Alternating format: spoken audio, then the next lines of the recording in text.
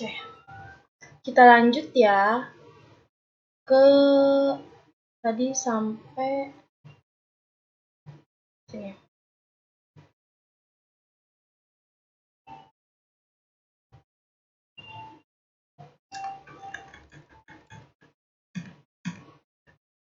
Oke, di sini kita baca dulu ya.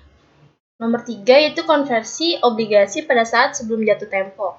Pencatatan akuntansi yang dilakukan dengan mendebit utang obligasi sejumlah nilai tercatat obligasi pada saat itu dan mendebit premi saham ekuitas konversi sejumlah yang telah diakui pada saat pengakuan tanggal. Di kredit dicatat adanya modal saham biasa sejumlah nilai nominalnya dan selisihnya di kredit pada premi saham biasa. Di sini ada perhitungan amortisasi obligasi, yaitu dengan metode bunga efektif. Bunga nominalnya yaitu 9% dan bunga pasarnya 11%. Nah, di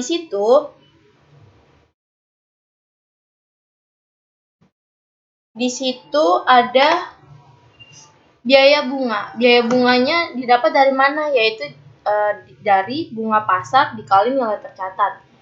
Dan amortisasi diskonnya yaitu didapat dari biaya bunga dikurang pembayaran kas. Jadi, pada saat obligasi dikonversi, nilai tercatat obligasi tersebut adalah 193.149.906.663 rupiah. Sehingga PTDF mendebit utang obligasi sejumlah tersebut. Jurnal yang harus dilakukan PTDF adalah sebagai berikut.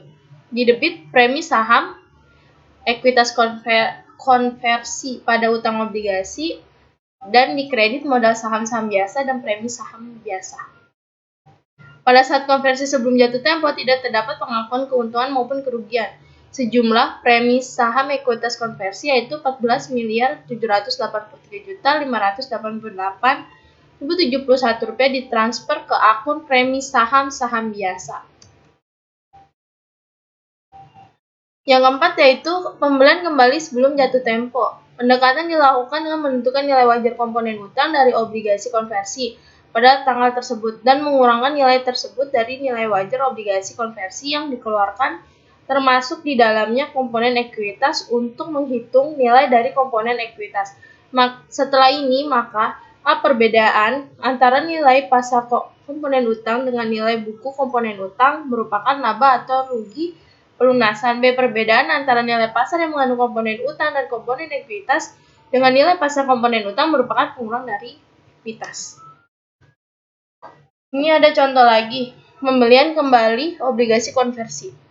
Sebagai ilustrasi, PTDF pada tanggal 31 Desember 2015 melakukan pembelian kembali obligasi konversinya. PTDF tidak melakukan konversi dari pemegang obligasi. Nilai wajar dari komponen obligasi tersebut berdasarkan harga pasar tanggal 31 Desember 2015 adalah 197 miliar. Nilai wajar dari komponen utang adalah sebesar 195 miliar berdasarkan perhitungan nilai kini dari obligasi perusahaan sejenis yang tidak memiliki fitur konversi dan jangka waktu 2 tahun. Yang dilakukan adalah menentukan keuntungan dan kerugian atas komponen utang. Nah, jadi di sini ada nilai kini dari komponen utang per 31 Desember 2015 yaitu 195 juta dan nilai tercatat dari komponen utang per 31 Desember 2015 adalah 193.149.906.663 rupiah. Kerugian pembelian kembalinya yaitu 1.850.093.337 rupiah. Nilai wajar obligasi konversi per 31 Desember 2015 yaitu sebesar 197 juta. Dikurangi nilai wajar dari komponen utang per 31 Desember 2015 yaitu 195 juta. Totalnya yaitu nilai wajar dari komponen ekuitas per 31 Desember 2015 adalah 2 miliar. Dan pencatatan jurnalnya sebagai berikut. Premi saham, ekuitas konversi, utang obligasi, kerugian pembelian kembali obligasi pada kas. Pada kondisi di atas, pembelian kembali menghasilkan kerugian pada komponen utang dan penurunan premi saham ekuitas konversi sebesar 12.783.588.071 rupiah. Seringkali ditransfer ke premi saham biasa pada saat pembelian kembali. Lanjut ke konversi dipercepat. Perusahaan yang mengeluarkan obligasi dapat mendorong untuk dilakukan konversi lebih cepat. Hal ini disebabkan karena perusahaan berkeinginan untuk menurunkan biaya bunga dan memperbaiki rasio terhadap ekuitas. Contohnya, misalkan, obligasi yang dikeluarkan oleh PT-DF memperbolehkan dilakukan konversi dipercepat. PT-DF hendak mengkonversi obligasinya dengan menyatakan bahwa apabila pemegang obligasi bersedia mengkonversinya, maka PT-DF membayar sejumlah 18 miliar rupiah. Apabila diasumsikan terjadi konversi, maka PT-DF membuat jurnal sebagai berikut. Biaya konversi 3.216.411.929 rupiah. Premi saham ekuitas konversi 14.783.588.071 rupiah. Utang obligasinya 200 miliar. Pada dikreditkan modal saham biasa, premi saham biasa, dan kas, yaitu senilai 40 miliar, 160 miliar, dan 18 miliar. Biaya konversi dapat dicari dengan kas dikurang premi saham. Kas yang akan diberikan tadi kan 18 miliar, terus dikurang premi saham yang tadi sebelumnya udah dicari, yaitu sebesar 14.783.588.071 rupiah, yaitu hasilnya 3.216.411.929 rupiah. Jumlah biaya konversi yang diakui adalah sebesar nilai wajar dari ekuitas yang diberikan atau pembayaran lain yang dilakukan perusahaan. Dalam contoh di atas, PT-DF membayarkan kas sebesar 18 miliar, maka nilai tersebut yang diakui sebagai biaya konversi dipercepat. Saham preferen konversi adalah sekuritas saham utama yang mana pemilik saham preferen dapat mengkonversi saham biasa dalam jumlah yang telah ditetapkan sebelumnya. Berbeda dengan obligasi konversi yang mana utamanya merupakan sekuritas utang dan opsi konversinya merupakan sekuritas ekuitas. Sekuritas ini secara prinsipnya merupakan sekuritas ekuitas dan opsi konversinya merupakan sekuritas ekuitas.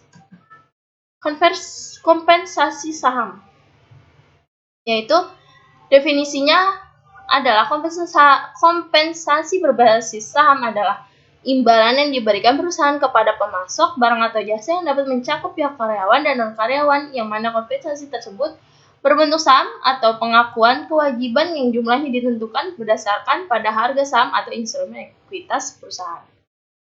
Pengakuan kompensasi berbasis saham diatur dalam PSAK 53 Revisi 2010, Pembayaran berbasis saham. Dalam transaksi pembayaran berbasis saham, entitas mengakui barang atau jasa yang diterima dalam nilai wajar barang atau jasa yang diterima, kecuali jika nilai wajar tersebut dapat diestimasi dengan nilai andal. Jika tidak, maka entitas harus mengukur nilai barang dan kenaikan ekuitas terkait secara tidak langsung dan mengacu pada nilai wajar instrumen ekuitas yang diberikan. Lanjut ke contoh ilustrasi opsi saham. Sebagai ilustrasinya, PT JKL memberikan 100 opsi saham kepada setiap orang dari 500 karyawan PT JKL tersebut.